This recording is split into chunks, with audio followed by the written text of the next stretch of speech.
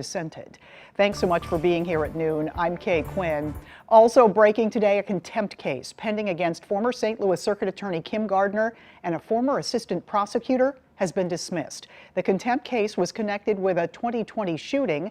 The attorney, who then worked in Gardner's office, didn't show up for a trial on April 10th.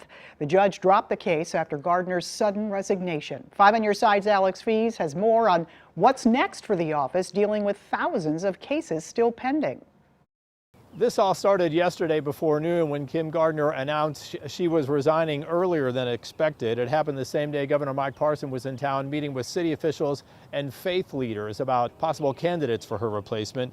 Now an interim circuit attorney is taking over. General Counsel Evan Rodriguez was sworn in last night. Now Governor Parson's office tells 5 on Your Side these are the goals for day one. Get an accurate count of the number of cases pending. Gardner says it's around 3,000. St. Louis police say 4,000. Get an accurate count of the number of staff members remaining. A 5 on Your Side I-Team report showed 19 people on staff at the Circuit Attorney's office have attorney listed as their job title.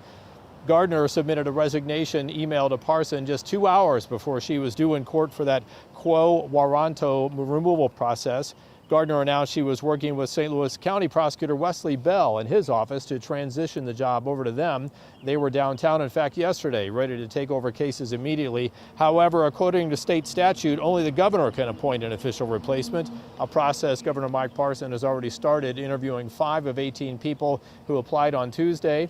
Parson is expected to interview 3 of the 5 on Wednesday and make a decision by Friday.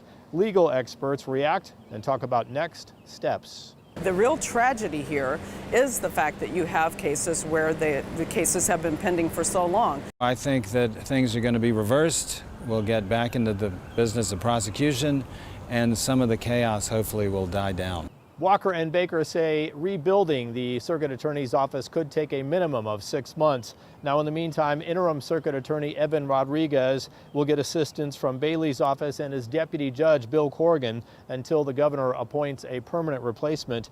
The Attorney General says even if the quo warranto process ends, he's going to hold Gardner accountable. Reporting in St. Louis, Alex Fees, 5 on Your Side.